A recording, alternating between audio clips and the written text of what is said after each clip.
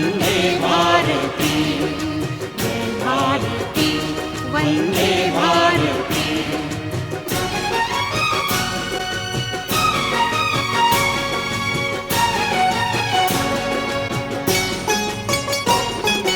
धुएं से पावन ये व्योम है, घर घर में होता जहाँ होम है। धुएं से पावन ये व्योम है, घर घर में होता जहाँ होम है। पुलकित हमारे रोम रोम है, पुलकित हमारे रोम रोम है। आदि अनादि शब्द ओम है। जय भारती, वंदे भारती, जय भारती, वंदे भारती। वंदे मातरम, वंदे मातरम, वंदे मातरम, वंदे मातरम।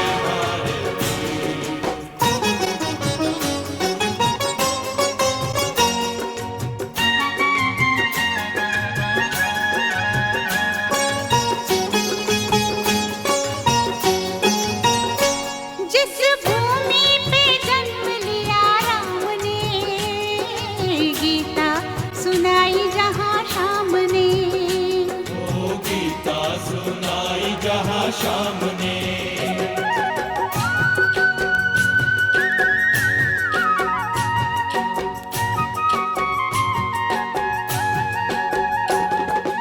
पावन बनाया चारों धाम ने। ओ, पावन बनाया चारों धाम ने। स्वर्ग भी न जाए जिसके सामने। वंदे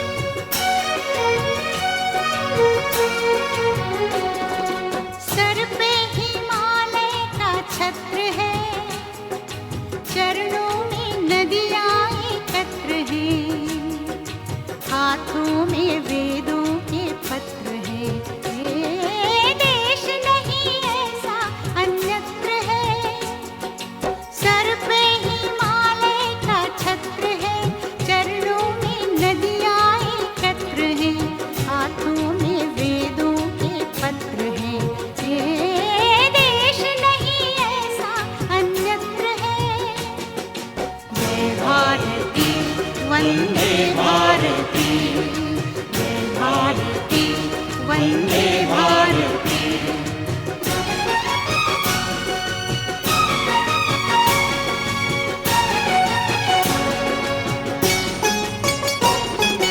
धुएं से पावन ये व्योम है, घर घर में होता जहाँ होम है। धुएं से पावन ये व्योम है, घर घर में होता जहाँ होम है।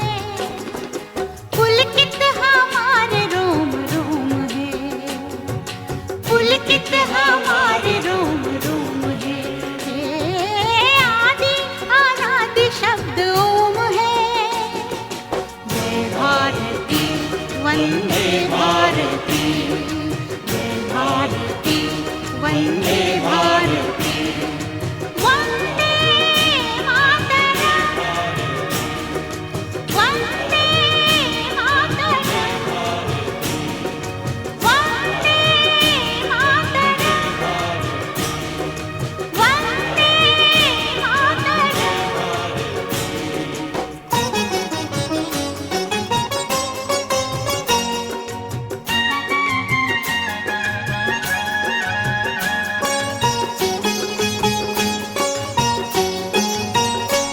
जिस भूमि पे जन्म लिया राम ने, गीता सुनाई जहाँ शाम ने। ओ गीता सुनाई जहाँ शाम ने।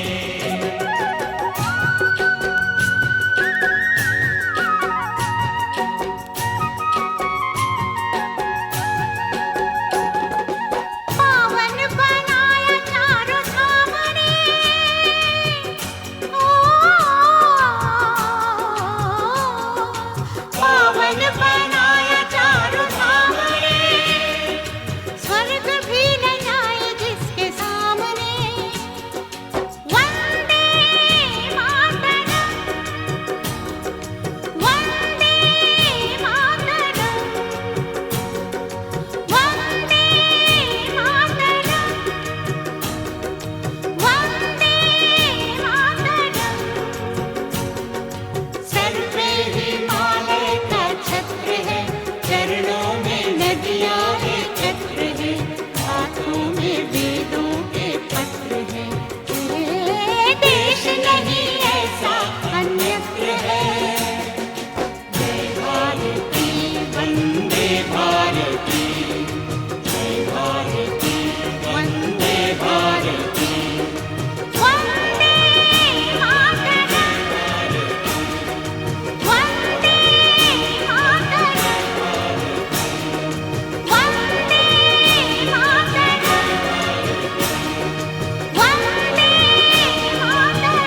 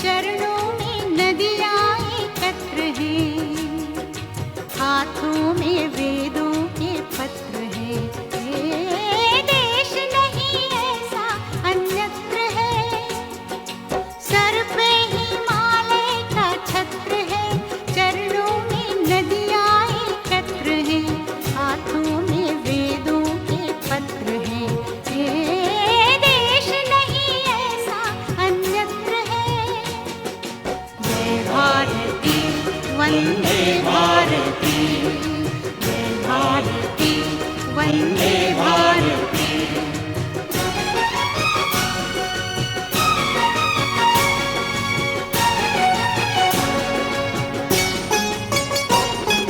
धुएं से पावन ये व्योम है, घर घर में होता जहाँ होम है।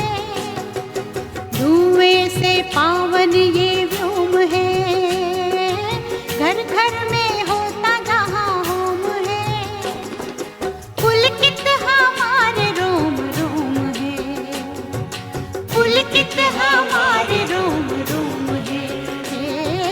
आदि अनादि शब्द ओम है। जय भारती वंदे भारती, जय भारती वंदे भारती।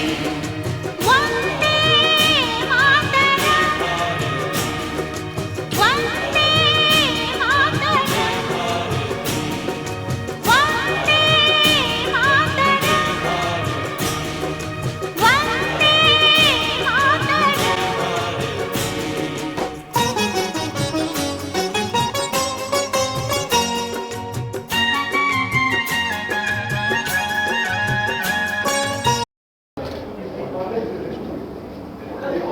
जय श्री राम, जय भारत, जय हिंदुस्तान।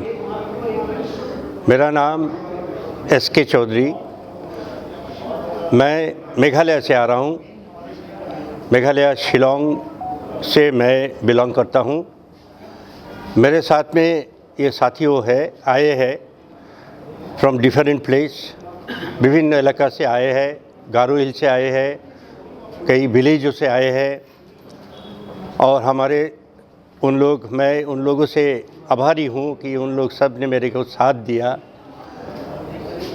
हमारे एक संगठन है वहाँ पे जिसका नाम है Meghalaya linguistic minority development forum, MLMDF। ये एक रजिस्टर्ड ऑर्गेनाइजेशन है, जिस ऑर्गेनाइजेशन में हम ये सारे लोगों को इकट्ठा करके लेके आए हैं। यहाँ पे दिल्ली एक राष्ट्रीय अधिवेशन होने जा रहा है।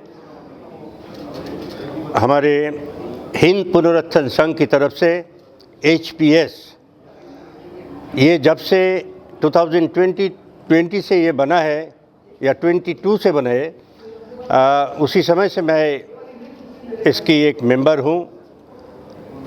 मैं इसकी फाउंडिंग मेंबर हूँ। तो मेरा ये गर्व है कि आज ये अधिवेशन, राष्ट्रीय अधिवेशन होने जा रहा है और हम सब हिंदू इकट्ठा हो रहे। हमारे उद्देश्य है कि सारा सनातनी हिंदुओं को इकट्ठा करना और हमारे जो भी प्रॉब्लम है, हमारे मेघालय की बहुत प्रॉब्लम है हिंदुओं की, तो ये सब मुद्दा लेके हम आए हैं। हमारे बात रखेंगे। हम एक वीडियो क्लिप भी दिखाएंगे, आपको समझ में आना चाहिए कि हमारा हालत क्या है। वहाँ पे क्रिश्चियन मेजॉरिटी स्टेट है और हम अति अल्पसंख्यक हिंदू, जिसको लिंग्विस्टिक माइनॉरिटी बोलते हैं, इसमें सब जाति आते हैं। मतलब जैसे मारवाड़ी हो गया, बंगाली हो गया, असमीज हो गया, बिहारीज हो गया, हाजोंग हो गया, राभा हो गया, ऐसे 10-12 कम्युनिटी मिलके हम लोग ये ऑर्गेनाइजेशन बनाए हैं और हम लोग का कार्य शुरू किया। हमारे राइट के लिए हम लोग युद्ध चलाए और उसी सिलसिले में हम यहाँ पे आए कि आप लोगों को HPS को दिखाने आए कि हम लोग भी आपके साथ है। हमारे सारे आदमी आप लोग को साथ में है और हम लोग ये संगठन को आगे बढ़ाएंगे, ज़रूर बढ़ाएंगे। जय माता दी, जय माता हिंदुस्तान की।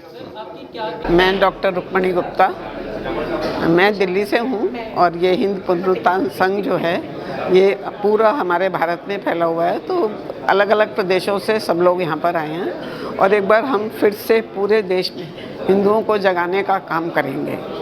तो ना हमारी कोई ये पॉलिटिकल है, कुछ भी हमारा राजनीतिक नहीं है इसमें, सिर्फ हम समाज के बीच में रहकर काम करेंगे। मैं group captain Narendra Verma HPS का एक सक्रिय सदस्य हूं और हमारा उद्देश्य जागृत हिंदू और संगठित हिंदू है और इसके प्रति हम आगे अग्रसर हैं। धन्यवाद। मैं रेणु जैन डिस्ट्रिक्ट लुधियाना से हिंद पुनरुत्थान संघ पंजाब की एडमिन।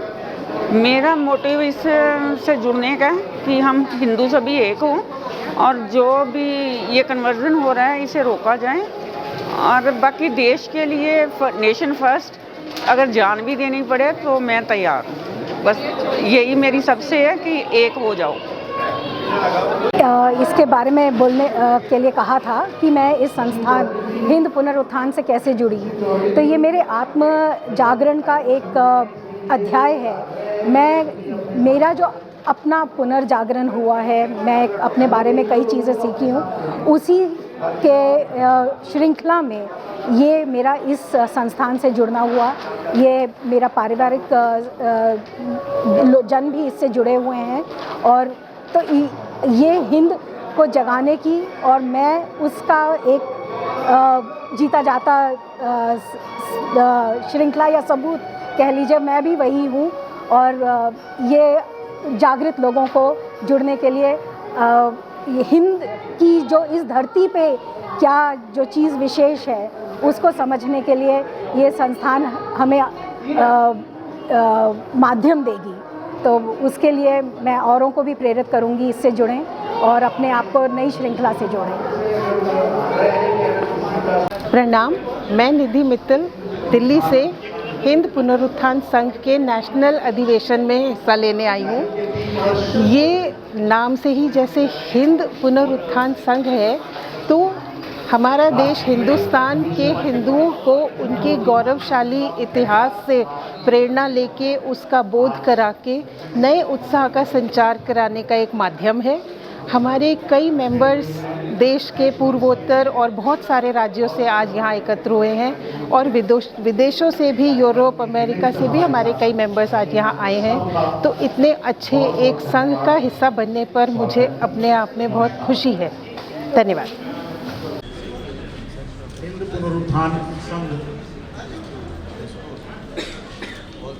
की आयु के 3 वर्ष पूरे होने जा रहे हैं और इस 3 वर्ष के उपलक्ष्य में हम राष्ट्रीय अधिवेशन, हिंद पुनरुत्थान संघ का पहला राष्ट्रीय अधिवेशन आज 25 दिसंबर उत्तराखंड में हम सब इकट्ठे हुए हैं। देश भर से बहुत से हमारे मित्र बंधु इस कार्यक्रम के निमित्त हमारे साथ पहुंचे हैं। उन सब का बहुत बहुत धन्यवाद, स्वागत, नमस्कार।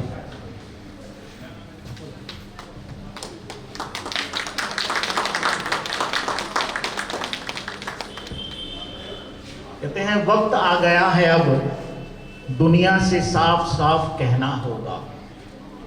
वक्त आ गया है अब दुनिया से साफ साफ कहना होगा, देश प्रेम की प्रबल धार में हम सबको बहना होगा। इसे तिरंगा लगे पराया मेरा देश छोड़ जाए, हिंदुस्तान में हिंदुस्तानी बनकर रहना होगा। इसीलिए हमने हिंद पुनरुत्थान संघ की स्थापना हुई और आज उसी उपलक्ष्य में हम एक राष्ट्रीय अधिवेशन कर रहे हैं। अधिवेशन का प्रारंभ करने के लिए मैं आप सबसे आग्रह करूंगा कि हमारे अधिवेशन का एक गीत है और उस गीत से पहले मैं चाहूँगा कि हमारे अध्यक्ष के सत्र के अध्यक्ष श्रीमान मुकुंद पुराणिक जी, जो एचपीएस के फाउंडर प्रेसिडेंट भी हैं, ट्रस्टी भी हैं, मैं उनसे आग्रह करूंगा कि कृपया मंच पर आएं।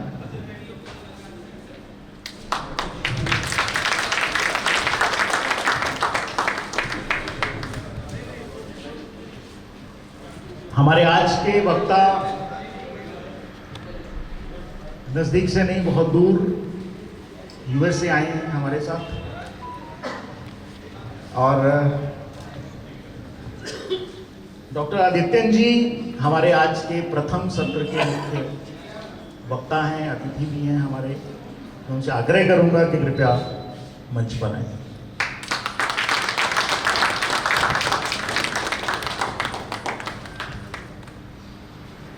हिंद पुनरुत्थान संघ का हिंद पुनरुत्थान संघ का एक ध्येय गीत है, हम करें राष्ट्र आराधन। मेरा आप सबसे आग्रह है कि हम अपने स्थान पर खड़े हो जाएं।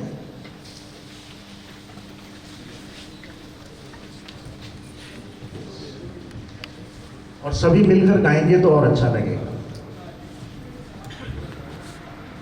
हम करें राष्ट्र आराधन आराधन, हम करें राष्ट्र आराधन आराधन।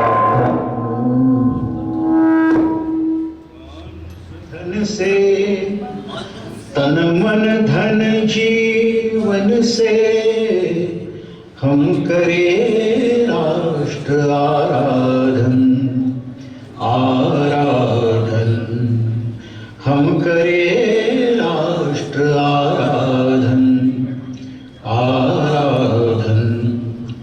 अंतर से मुख से कृति से, निश्चल हो निर्मल मति से, श्रद्धा से मस्तक नत से, हम करें राष्ट्र अभिवादन अभिवादन, हम करें राष्ट्र आराधन आराधन, हम करें राष्ट्र आराधन आराधन।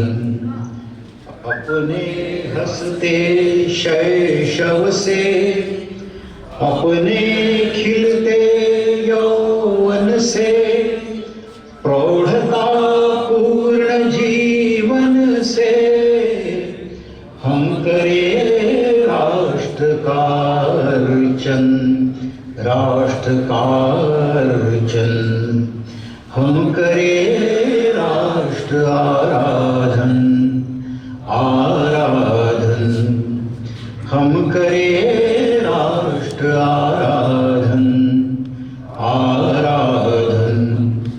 अपने अतीत को पढ़कर, अपना इतिहास उलट कर, अपना भवितव्य समझ कर, हम करें राष्ट्र का चिंतन राष्ट्र का चिंतन, हम करें राष्ट्र आराधन आराधन, हम करें राष्ट्र आराधन आराधन।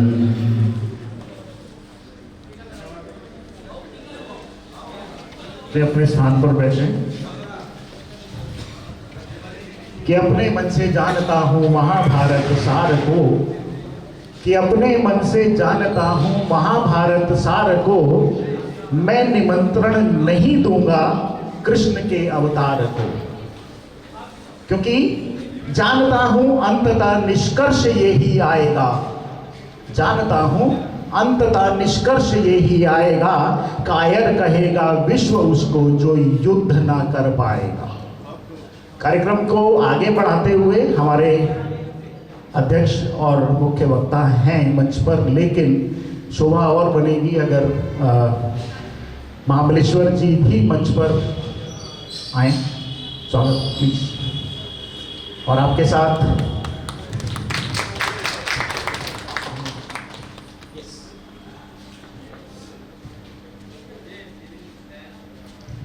मंच अच्छा नहीं लगता है अगर एक कुर्सी खाली हो, तो मैं डॉक्टर नैयर से आग्रह करूंगा प्लीज।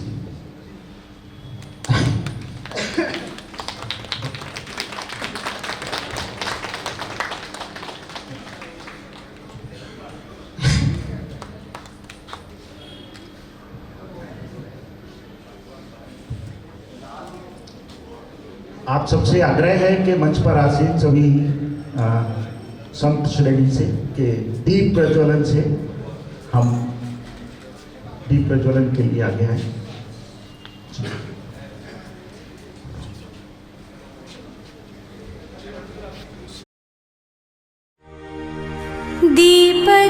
ज्योतिः परं ज्योतिः दीपज्योतिर्जनार्दनः दीपो हरतु मे पापं दीपज्योतिर्नमोऽस्तु ते। शुभं करोति कल्याणम् आरोग्यं सुखसम्पदः द्वेषबुद्धिर्विनाशाय आत्मज्योतिः नमोऽस्तु ते। आत्मज्योतिः प्रदीप्ताय ब्रह्मज्योतिः नमोऽस्तु ते। ब्रह्मज्योतिः प्रदीप्ताय गुरुज्योतिः नमोऽस्तु ते। दीपज्योतिः परं ज्योतिः दीपज्योतिर्जनार्दनः दीपो हरतु मे पापं दीपज्योतिर्नमोऽस्तु ते। शुभं करोति कल्याणम् आरोग्यं सुखसम्पदः द्वेषबुद्धिर्विनाशाय आत्मज्योतिः नमोऽस्तु ते। आत्मज्योतिः प्रदीप्ताय ब्रह्मज्योतिः नमोऽस्तु ते। ब्रह्मज्योतिः प्रदीप्ताय गुरुज्योतिः नमोऽस्तु ते। दीपज्योतिः परं ज्योतिः दीपज्योतिर्जनार्दनः दीपो हरतु मे पापं दीपज्योतिर्नमोऽस्तु ते। शुभं करोति कल्याणम् आरोग्यं सुखसम्पदः द्वेषबुद्धिर्विनाशाय आत्मज्योतिः नमोऽस्तु ते। आत्मज्योतिः प्रदीप्ताय ब्रह्मज्योतिः नमोऽस्तु ते।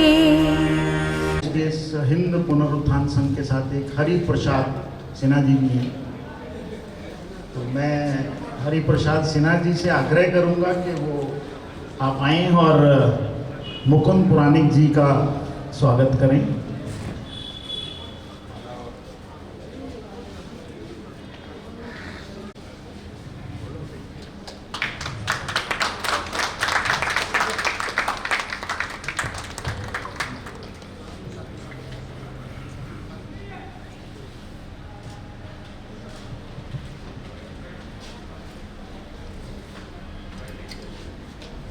हमारे आज के मुख्य वक्ता डॉक्टर आदित्य जी का भी स्वागत। हरीश्वर जी, डॉक्टर आदित्य जी।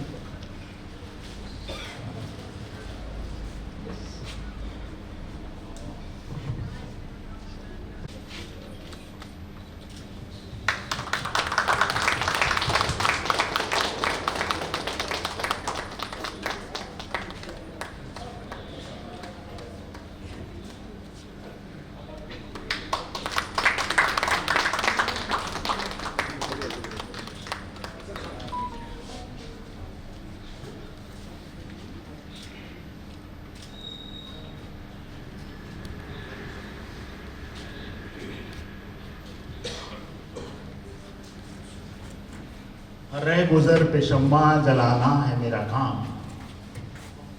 हर रह गुजर पे शम्मा जलाना है मेरा काम, तेवर है क्या हवा के ये मैं जानता नहीं। आज के कार्यक्रम का हम शुभारंभ कर चुके हैं। मैं मुकुंद पुराणिक जी से आग्रह करूंगा कि आप डॉक्टर आदित्यन का इंट्रोडक्शन करें।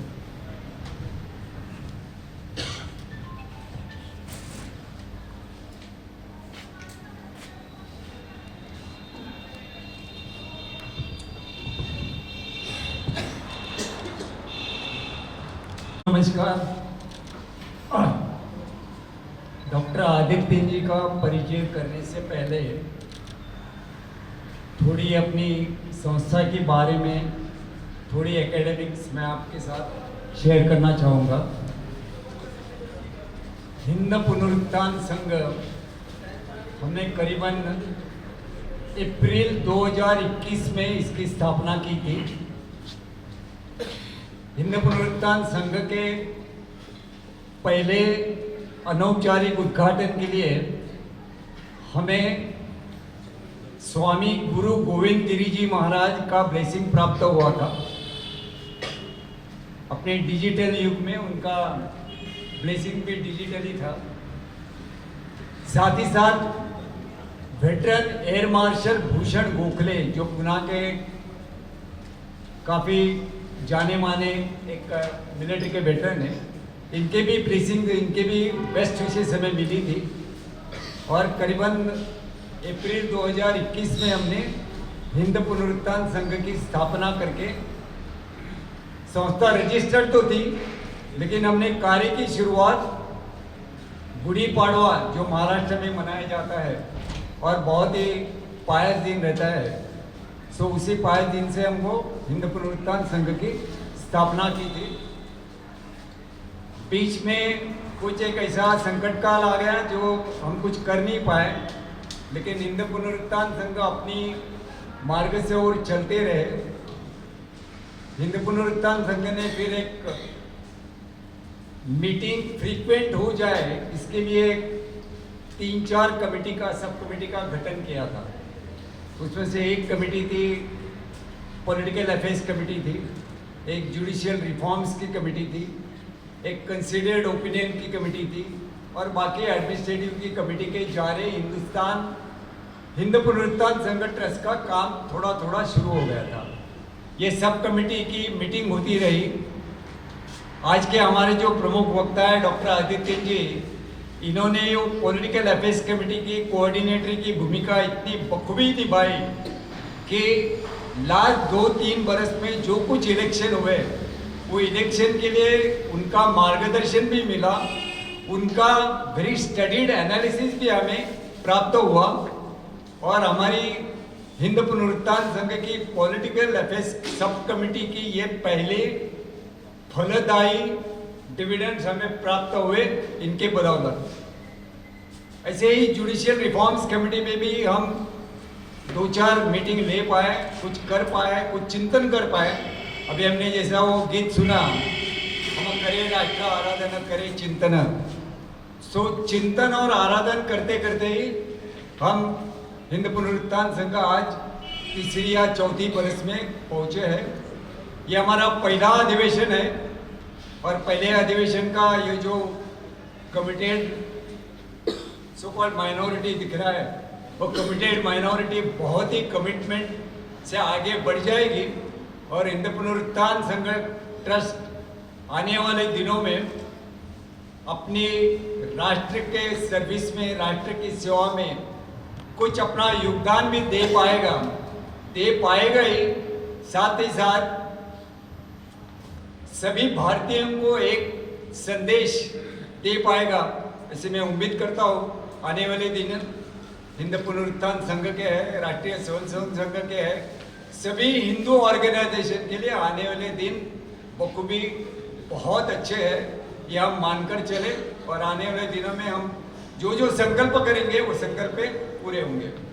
नाउ कमिंग बैक टू और टुडे स्पीकर डॉक्टर आदित्य जी, इनकी इंट्रोडक्शन में हिंदी में देना जरा मुझे मुश्किल लग रहा है, so I will give introduction of doctor Aditya ji. Dr. Aditya ji by profession is MD practicing specialist in law and OH.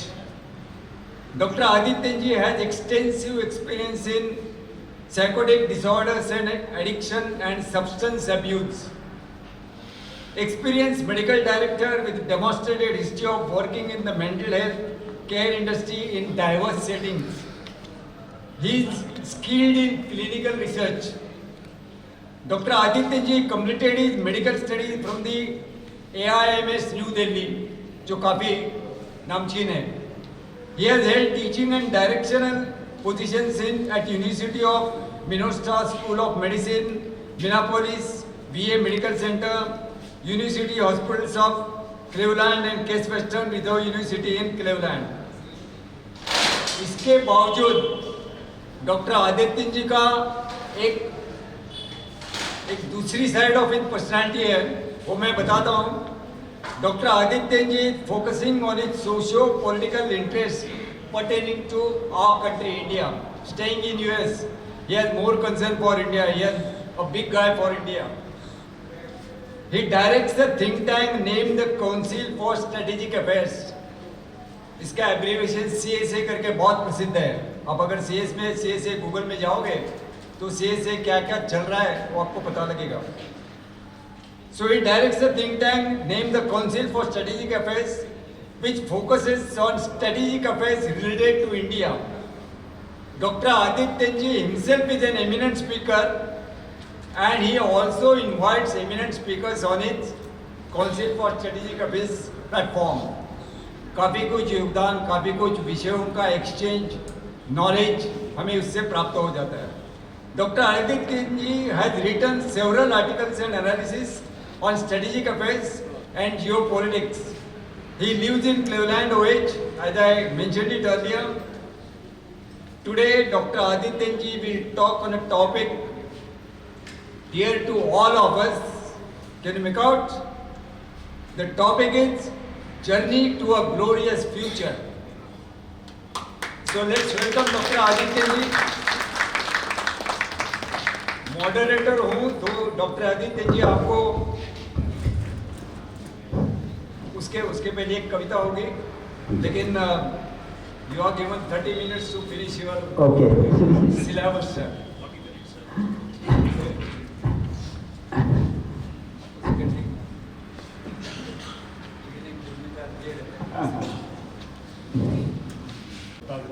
सुनना है तो उससे पहले एक कविता हमारे सुमित व्यास जी कविता.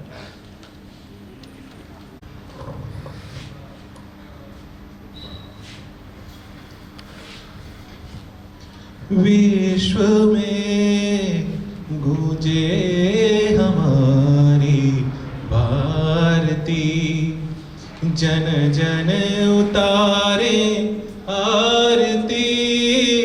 धन्य देश महान, धन्य हिंदुस्तान. विश्व में गूंजे हमारी भारती, जन जन उतारे आरती. धन्य देश महान, धन्य हिंदुस्तान.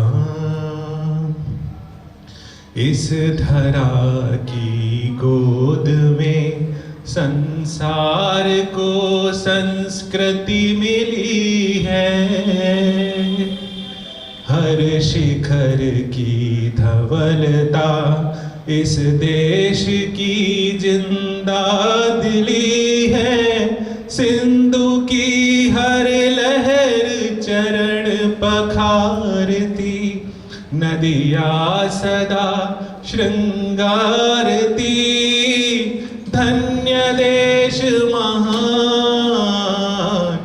धन्य हिंदुस्तान. चल दिया मानो सिकंदर इस धरा पर टेक घुटने. शत्रु की क्या जब लगेगा इस वतन का शौर्य जगने. कुपित हो जब मातृभूमि निहारती, रणचंडिका हुंकारती. धन्य देश महान, धन्य हिंदुस्तान. विश्व का हर देश जब भी दिग्भ्रमित होकर लड़खड़ाया, लक्ष्य की पहचान करने इस धरा के पास आया, भूमि यह हर दलित को पुचकारती, हर पतित को उद्धारती। धन्य देश महान, धन्य हिंदुस्तान, विश्व में गूंजे हमारी भारती, जन जन उतारे आरती। धन्य देश महान, धन्य हिंदुस्तान, धन्य देश महान, धन्य हिंदुस्तान।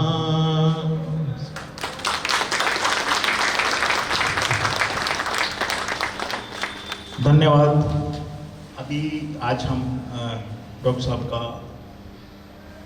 वक्तव्य सुनने वाले हैं।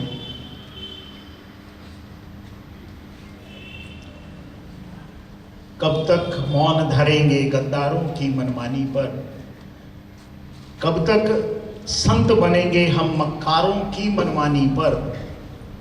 अब के कोई धर्म ना पाले, अब के कोई धर्म ना पाले, ये भारत को बांटेंगे। अब हमने भी ठान लिया है, पहले गर्दन काटेंगे।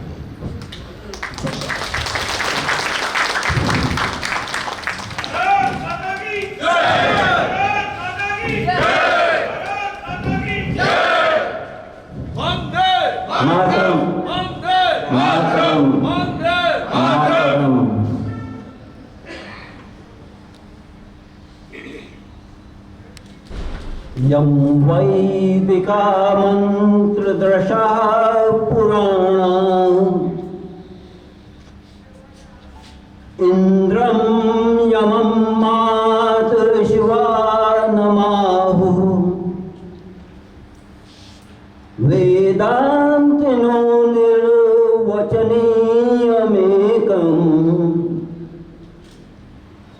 यं ब्रह्म शब्देन विनिर्दिशन्ति,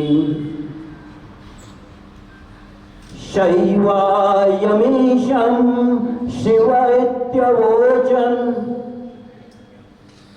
यं वैष्णवा विष्णुरिति स्तुवन्ति, बुद्धस्तथारन् इति बौद्ध जैनाः, सत श्री अकालेति च सिक्खसन्तः, शास्तेति केचित् कतिचित् कुमारः, स्वामीति मातेति पितेति भक्त्या, यं प्रार्थयन्ते जगदीशितारम्, स एक एव प्रभुरद्वितीयः, स एक एव प्रभुरद्वितीयः। देवियों, सज्जनों, बंधुओं, मित्रों, ये मेरा सौभाग्य है कि आज के इस शुभ दिन पर हम हिंदू पुनरुत्थान संघ का प्रथम अधिवेशन में सम्मिलित हैं। आज एक बहुत ही महत्वपूर्ण दिवस है। आज सुशासन दिवस है। आज स्वर्गीय प्रधानमंत्री श्रीमान अटल बिहारी वाजपेयी की शतक जयंती है, जन्म की जयंती है। आज महामना पंडित मदन मोहन मालवीय की जन्म जयंती है। आज योग गुरु आदरणीय बाबा रामदेव का जन्म दिवस है।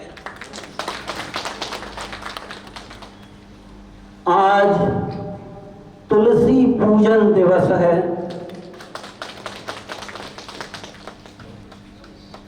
आज एक और महत्वपूर्ण दिवस है, हम सब उसको भूल चुके हैं, और वह दिवस है मित्र उत्सव।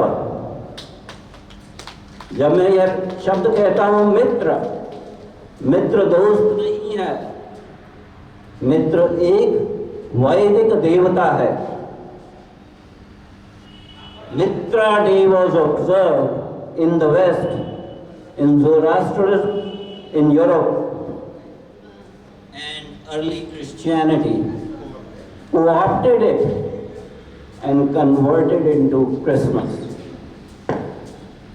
ये मैं इसलिए कह रहा हूं कि हमारी जो परंपराएं हैं वो पाश्चात्य समाज अपनाकर अपना बना लेता है। इसीलिए हिंद पुनरुत्थान संघ के ध्येय गीत में जब आप कहते हैं अपने अतीत को पढ़कर, अपना इतिहास उलटकर अपने भविष्य को हमें बनाना है।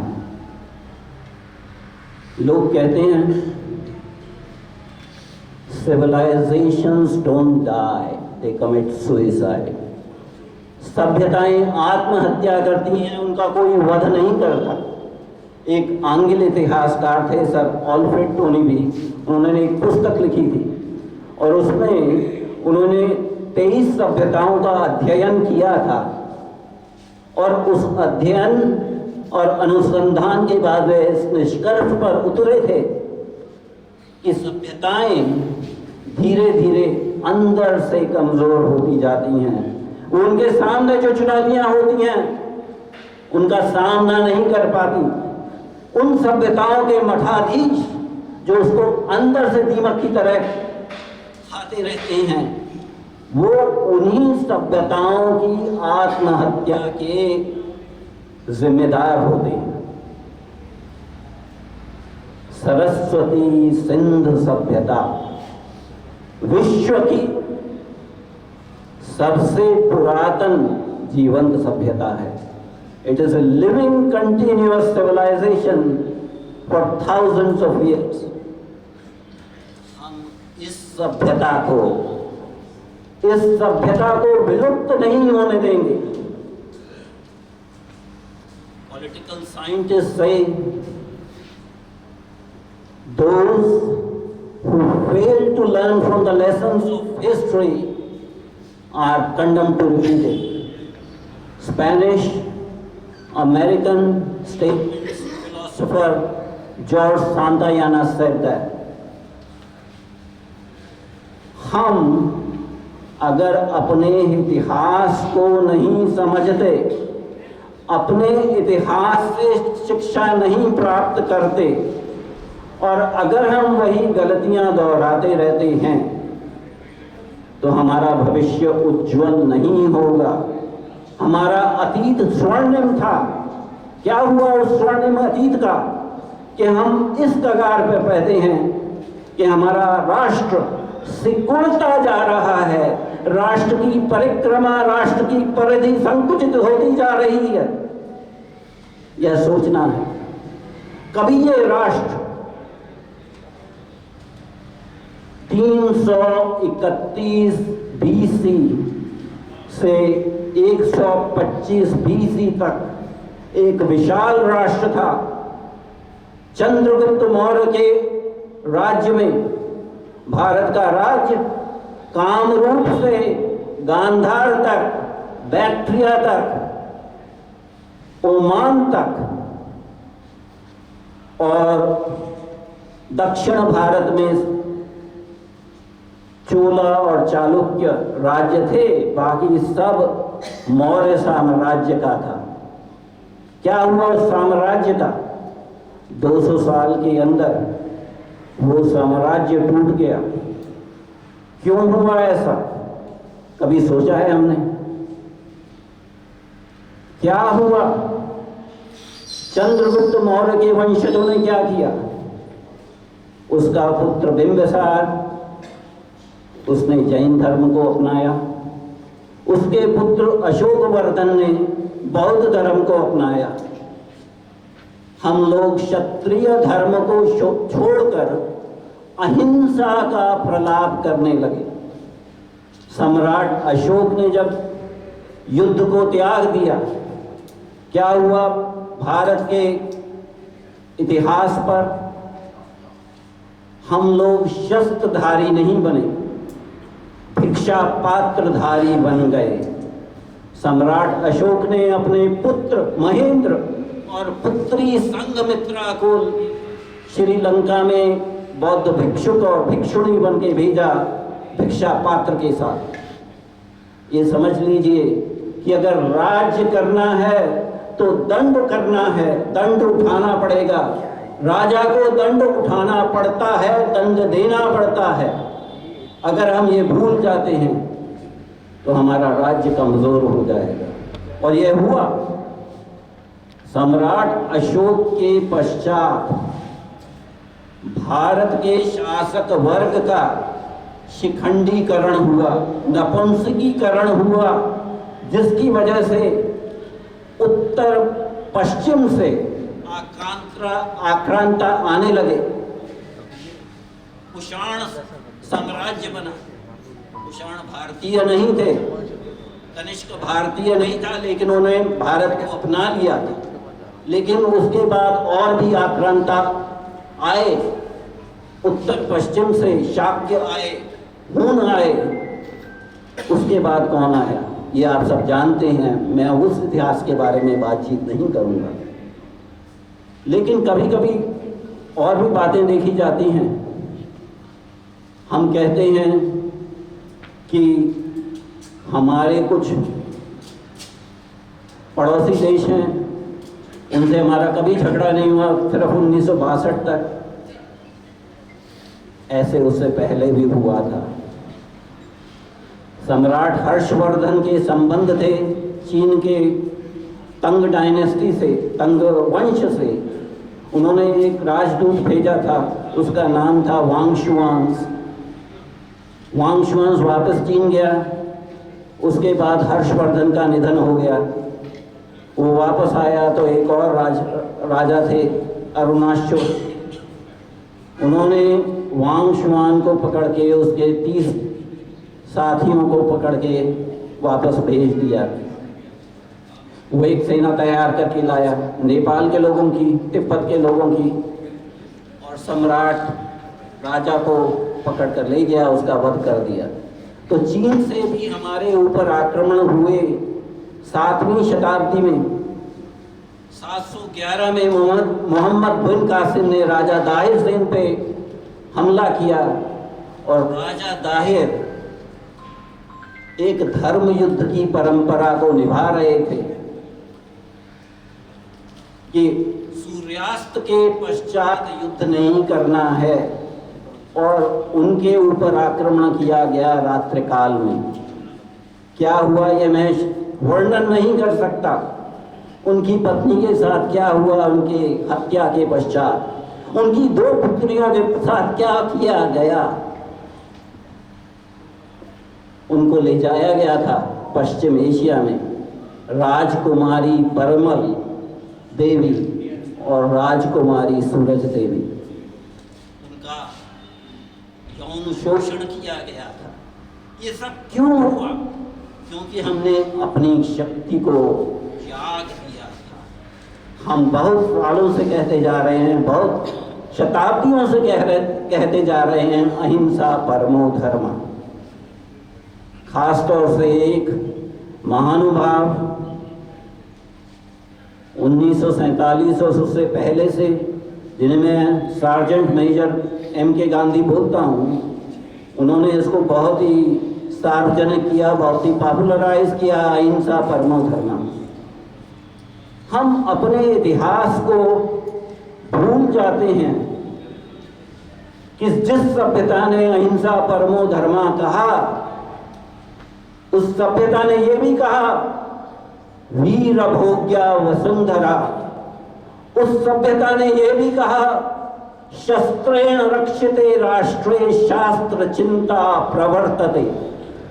अगर हम यहाँ पे चिंतन कर रहे हैं, मनन कर रहे हैं, क्योंकि हमारी सेना हमारी सीमाओं पर तैनात है और दुश्मनों को रोक के बैठी हुई है। जब ये हम भूल जाते हैं और दुश्मनों को सरहद पार करने देते हैं कि हम उनसे निपट लेंगे, कोई चिंता का विषय नहीं है। हम पृथ्वीराज चौहान की तरह त्रुटियां करते रहेंगे, करते आ रहे हैं, किंतु हमें ये रोकना होगा। हमें शस्त्र फिर से उठाना पड़ेगा।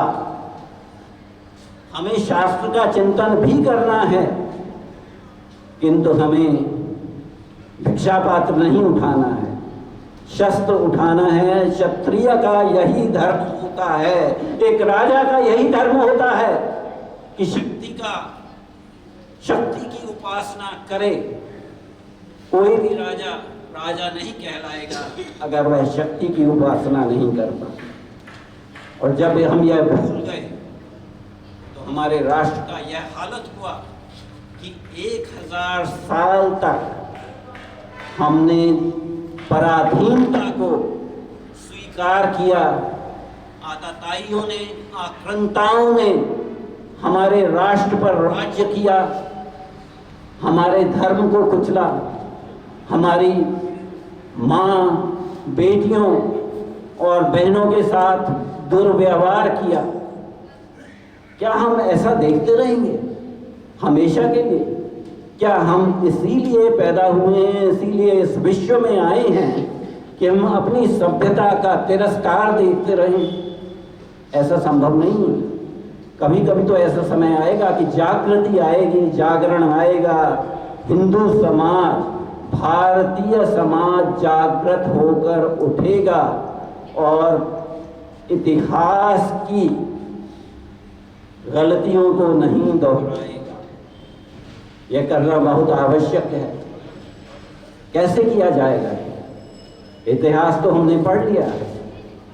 हमें एक मानसिक क्रांति लानी है, एक वैचारिक क्रांति लानी है।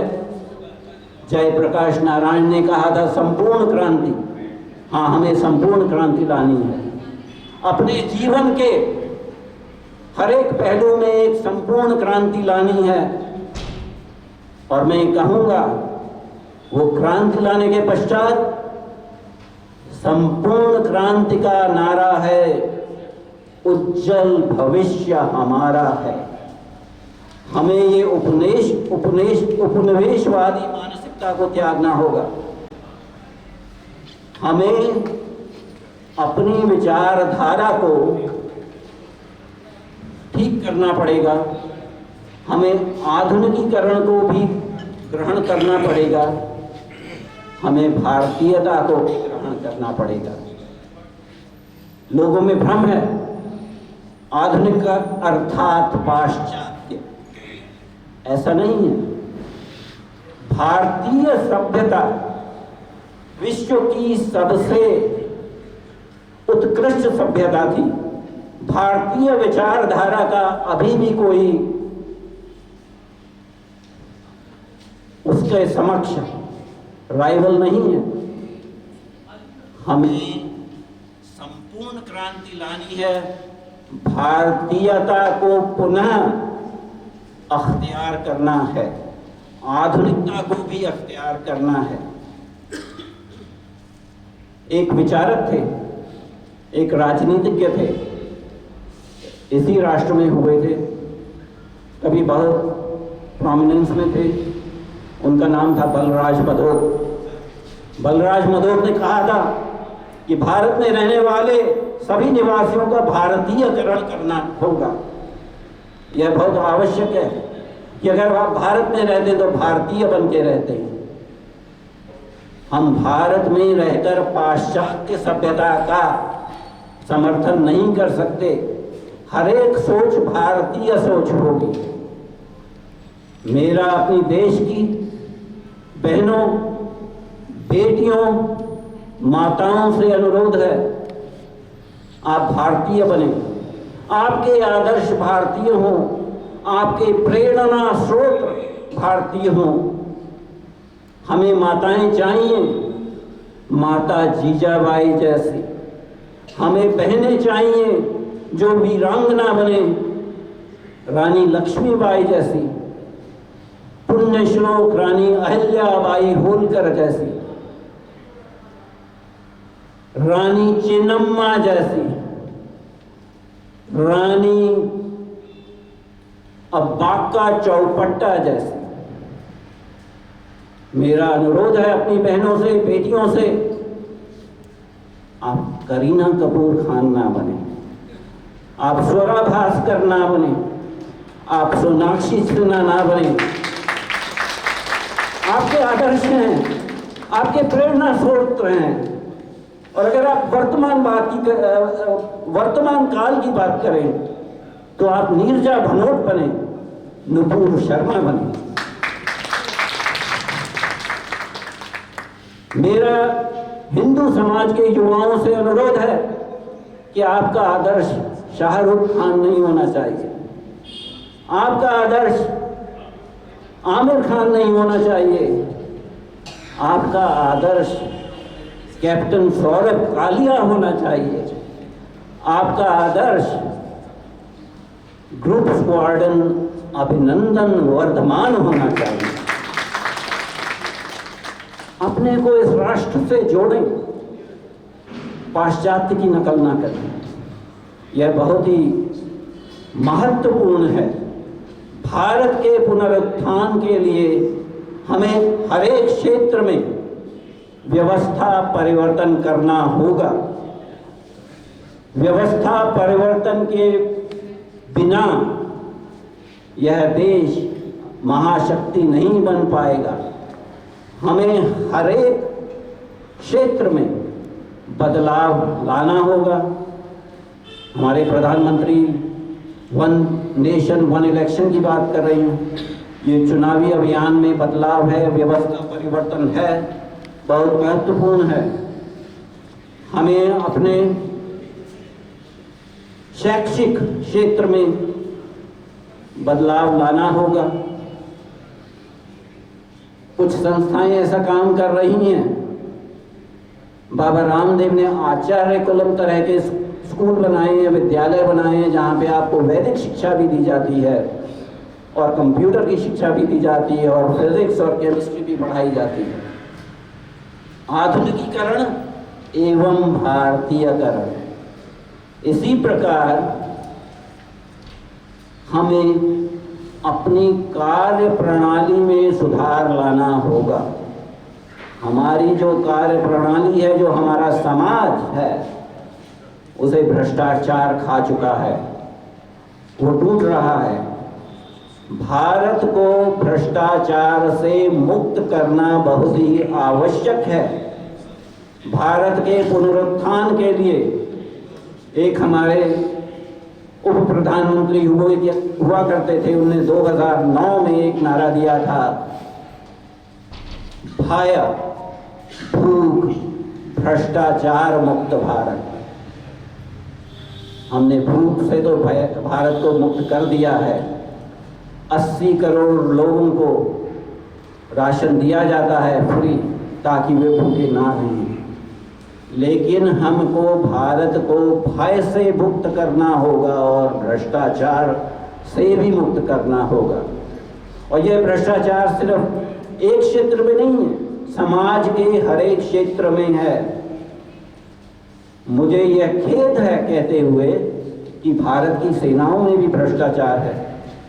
हमारे एक सेना अध्यक्ष हुए थे, जो बाद में एक मंत्री बन गए थे, जनरल वीके सिंह। अभी उनकी नियुक्ति हुई है गवर्नर ऑफ मिजोरम। उन्होंने एक ऐसा घोटाला पकड़ा कि आप ट्रक खरीद रहे हैं इंग्लैंड से, वो पुराने ट्रक हैं और सेना के अधिकारी उसमें लुप्त हैं। ऑगस्टा वेस्टलैंड हेलीकॉप्टर का जो खरीदारी हुई थी, उसमें त्यागी परिवार, जो एयरफोर्स के एयर मार्शल हुआ करते थे, वो उसमें लुप्त थे। जब सेना में भ्रष्टाचार पैदा हो जाएगा, सेना की क्या बात करें, हमारी न्याय प्रणाली में भ्रष्टाचार है। एक अधिवक्ता हैं प्रशांत भूषण, उन्होंने कहा कि 50% chief justice of India were corrupt. उन्होंने नाम भी गिना दिए। हर जगह भ्रष्टाचार है और हमें ये प्रण लेना होगा कि हम भ्रष्टाचार को जड़ से निकाल दें। जब तक हमारे देश में भ्रष्टाचारी रहेंगे, देश का पतन होता रहेगा। ये जो रेवड़ी की परंपरा है, फ्रीबीज की परंपरा है, इसको निकालना होगा। चाहे हमारा कोई भी क्षेत्र हो, उसमें हमें भ्रष्टाचार को निकालना पड़ेगा। एजुकेशन के फील्ड में, एग्रीकल्चर के फील्ड में, और आगे के लिए हमें अपने राष्ट्र की सुरक्षा कैसे करनी है, इस बारे में भी सोचना पड़ेगा। हमारे एक प्रधानमंत्री थे जो कहते थे कि भारत तो सेना की ज़रूरत नहीं है क्योंकि भारत के कोई शत्रु नहीं है। और उन्हीं के कार्यकाल में हमारे ऊपर आक्रमण हुआ 1962 में। उन प्रधानमंत्री को भय था कि अगर एक सशस्त्र सेना होगी तो वो उनके विरुद्ध क्रांति भी कर सकती है। तो हमने अपनी सेना का कोई ध्यान नहीं रखा, सेना का आधुनिकीकरण नहीं रखा। इस समय हमें अपनी सेना को सशक्त बनाना होगा। सेना को सशक्त बनाने के लिए हमें अपनी अर्थव्यवस्था को मजबूत करना होगा। हम इस समय विश्व के 5वें देश हैं जीडीपी के नंबर में। हमें अपने आप को ऊपर उठाना होगा। $3.9 ट्रिलियन इकोनॉमी से हमें 10 ट्रिलियन पे 15 ट्रिलियन इकोनॉमी की रेंज में जाना होगा, ताकि हम अपनी सेनाओं को सशक्त कर सकें। हमारी जो नेवी है, हमारी नेवी को और एयरक्राफ्ट कैरियर्स की ज़रूरत है, आवश्यकता है, जो भारत में ही निर्मित किए जा रहे हैं।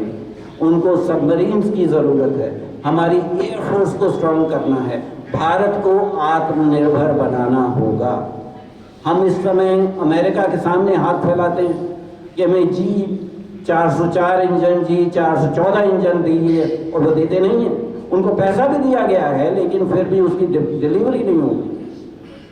क्या करना है? हमें अपने आप को समर्थ बनाना है, आत्मनिर्भर बनाना है। तकनीकी क्षेत्र में जितनी भी क्रिटिकल टेक्नोलॉजीज हैं, उसका भारत में ही निर्माण हो।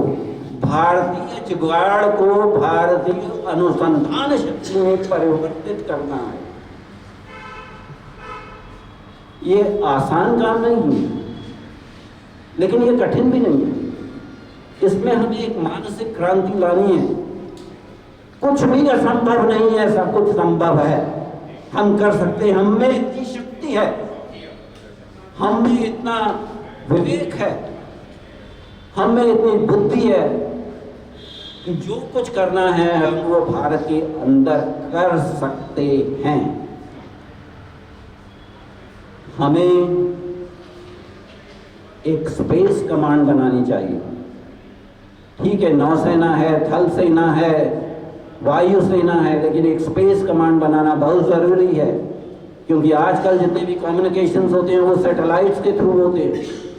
और आपकी उत्तर दिशा में जो चीन बैठा हुआ है, वहाँ एक बहुत ही सशक्त स्पेस कमांड है।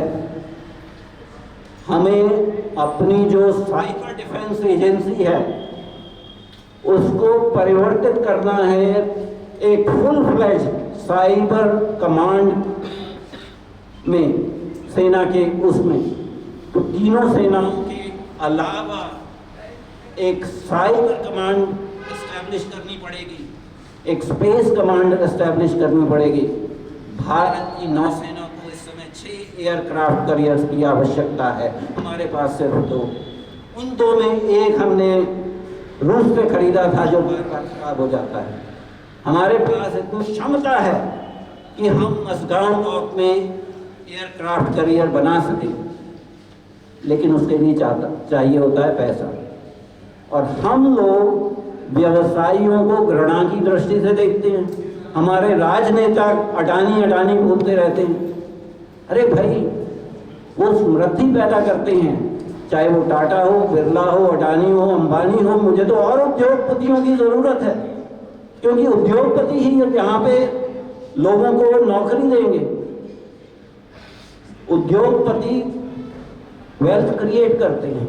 अगर अपनी सभ्यता को देखिए तो हमारी सभ्यता में पैसा कमाना कोई बुरा नहीं माना गया है। इनफैक्ट ये कहा गया है, उद्योगिनम पुरुष सिंहम उपैति लक्ष्मी।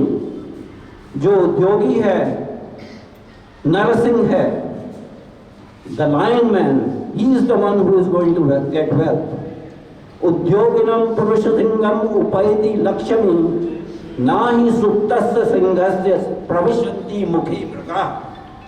सोते हुए शेर के मुंह में हिरण नहीं आ जाता खाने के लिए, शेर को जाके शिकार करना पड़ता है। तो आप वो शेर बने ताकि जो आपको आवश्यकता है उसको आप ग्रहण कर सकें।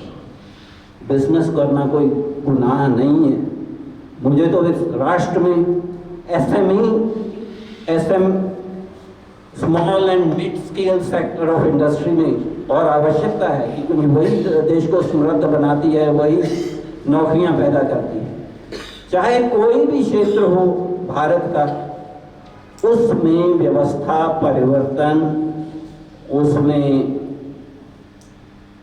सशक्तिकरण करना बहुत ही आवश्यक है। अपने समाज में कुरीतियों को निकालना पड़ेगा, समाज से भ्रष्टाचार को निकालना पड़ेगा और अपने परिवारों को सशक्त करना पड़ेगा। यह बहुत आवश्यक है। पाश्चात्य सभ्यता के सोशल इन्फ्लुएंस की वजह से भारत में इस समय युवा वर्ग विवाह को टालता जा रहा है। 30 साल, 33 साल, 35 साल की वर्ष में आप अगर विवाह करेंगे, आपके परिवार में अगर एक बच्चा होगा तो ये समाज लुप्त हो जाएगा। जिसको कहते हैं टोटल फर्टिलिटी रेट, एक समाज को अपनी रिप्लेसमेंट वैल्यू के लिए 2.1 फर्टिलिटी रेट चाहिए होता है। और हमें तो ये सिखाया गया था दशकों से, छोटा परिवार सुखी परिवार। एक बच्चे के परिवार में आपके सारे संबंध टूट जाएंगे, लुप्त हो जाएंगे। कोई नहीं समझेगा कि कोई मौसी होती थी, कोई चाची होती थी, कोई चाचा होता था, कोई ताऊ होता था। एक बच्चे का परिवार जिसमें माता पिता को चिंता रहती है कि अगर मेरे बच्चे को कुछ हो गया तो क्या होगा। प्रिंस एंड प्रिंसेस सिंड्रोम, बच्चे बिगड़ जाते हैं, बच्चे आपके हाथ में नहीं रहते और आप अपने पैरों पे कुल्हाड़ी मारते जा रहे हैं, क्योंकि आपकी जनसंख्या कम होती जा रही है। हमारा राष्ट्र लोकतांत्रिक राष्ट्र है and in democracy demography is destiny. Those who have the votes, they are going to rule you. If you don't have voters, if you don't produce voters, you will be in minority and somebody else will take over the right to rule this country. हमारी 2021 की अभी जनसंख्या नहीं हुई है, 2011 की जनसंख्या हुई है और जो आंकड़े सामने आ रहे हैं उससे ऐसा प्रतीत होता है कि धीरे धीरे भारत में कोई और लोग राज्य करेंगे जिनकी आस्था भारत के वर्ष के ऊपर नहीं होगी। इसलिए मेरा अनुरोध है नई पीढ़ी से, पुरानी पीढ़ी से भी, कि अपने बच्चों की शादियां दहेज के ऊपर ना करें। इस बात से ना करें कि कोई कितना कमाता है, इस बात से नहीं करें कि किसी के पास घर है या मर्सिडीज कार है।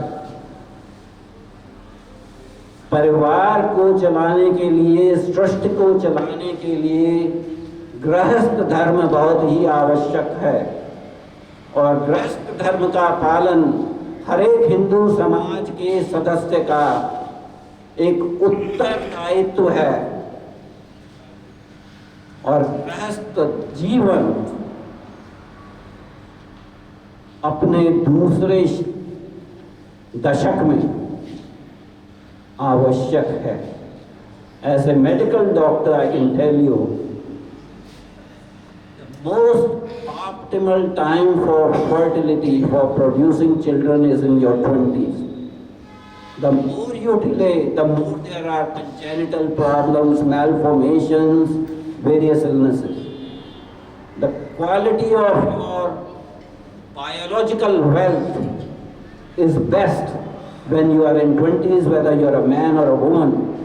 If a woman is in 30s, chances of Down syndrome are there. If men are older in age, there is a correlation between paternal age and schizophrenia. So, मेरा अनुरोध है हिंदू समाज से कि मटीरियलिज्म का आप अख्तियार करने की जो रेस चल रही है कि मुझे एस्टैब्लिश होना है, उसके पहले कुछ नहीं करना, ये बहुत ही गलत है। अगर इस समाज को बचाना है तो हमें अपनी जनसंख्या बढ़ानी पड़ेगी। जनसंख्या को अगर हम बढ़ाएंगे नहीं तो हमारा प्रतिशत कम होता जाएगा और हो रहा है। मुझे साफ साफ कहने की आवश्यकता नहीं है, आप समझते हैं मैं किस तरह चेतावनी दे रहा हूँ। भारत के हिंदू समाज को एक वैचारिक क्रांति लानी है, अपनी विचारधारा में परिवर्तन करना है, आपको आधुनिकीकरण और भारतीयकरण का सम्मिश्रण करना है। उसके अलावा हमारे पास और कोई रास्ता नहीं है। मैं ज़्यादा समय नहीं लूँगा, पर यही कहूँगा कि हिंद पुनरुत्थान संघ अपने ध्येय में सफल हो, ये मेरी अभिलाषा है, आशा है, आकांक्षा है। हमें काम करना है एक सनातन भारत के लिए, एक समृद्ध भारत के लिए, एक सशक्त भारत के लिए, एक सबल भारत के लिए, एक समस्त भारत के लिए, एक सर्वत्र भारत के लिए। ये हमारा प्रण होना चाहिए अपने समाज से और अपने आप से कि हम अपना तन मन धन माँ भारती की सेवा में अर्पित करेंगे। माँ भारती की संतान अपने जीवन दान देगी, अपना रक्त दान देगी माँ भारती की रक्षा के लिए। माँ भारती के सुपुत्र शस्त्र धारण करेंगे माँ भारती की रक्षा के लिए। और कोई आकांक्षा, कोई आतताई माँ भारती को दोबारा पराधीनता की बेड़ियों में जकड़ ना सके। धन्यवाद।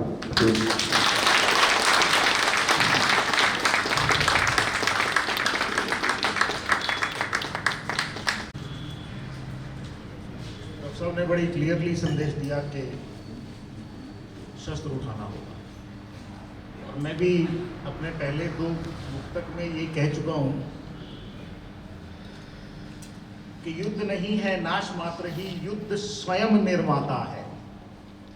युद्ध नहीं है नाश मात्र भी, युद्ध स्वयं निर्माता है। लड़ा न जिसने युद्ध राष्ट्र का, वह कच्चा ही रह जाता है।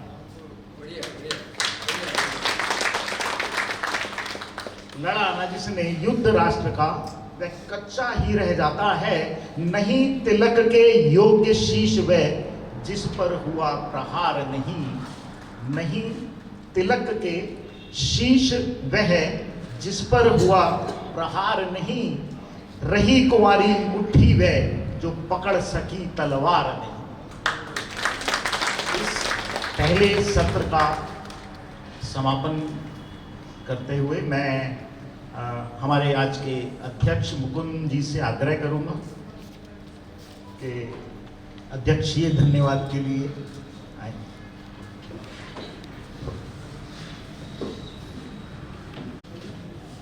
Namaskar, Dr. Adityan ji, you have given a wonderful insight into today's topics, and we are all really thrilled, and I'm sure हम सब डॉक्टर आदित्य जी से वक्तव्य से कोई प्रेरणा लेके ये आज का अधिवेशन हम छोड़ जाए।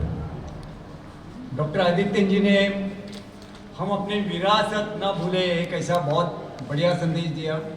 He talked about the greatest civilization of our country, so it has been revived also. Right from Chandragupta Maurya का इतिहास दोहराया जो बहुत गौरवशाली इतिहास है, और गौरवशाली इतिहास के बाद भी जो एक पीरियड आया था अहिंसा का, सम्राट अशोक का, उसके ऊपर भी डॉक्टर आदित्य जी की टिप्पणी आज के लिए बहुत ही अनुकूल है, बहुत ही लेने लायक है, बहुत ही अपने आचरण में रखना बहुत ही आवश्यक है. संपूर्ण क्रांति हमें लानी है. हम आज जो 25, 40, 50 जन यहाँ बैठे हैं, देर ऑल कमिटेड फॉर संपूर्ण क्रांति. सो डॉक्टर आदित्य जी, हम आपको विश्वास देते हैं, आपकी वक्तव्य से हम जो कुछ इंस्पिरेशन प्रेरणा ले रहे, यही प्रेरणा लेके हम आगे चलते रहेंगे. धन्यवाद doctor Aditya ji, once again thank you.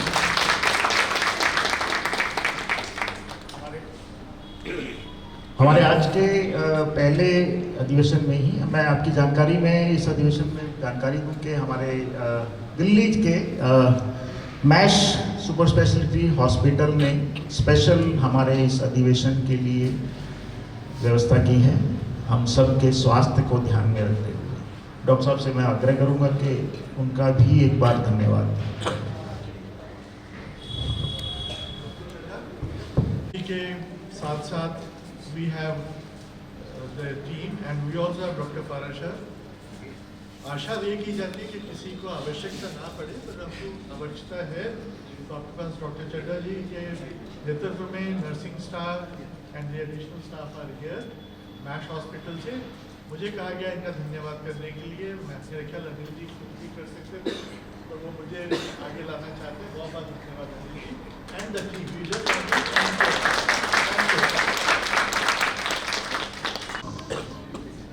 हमारे अगले सत्र, दूसरे सत्र के हमारे वक्ता, हमारे डॉक्टर एडवोकेट अश्विनी उपाध्याय जी भी हमारे बीच में आ चुके हैं.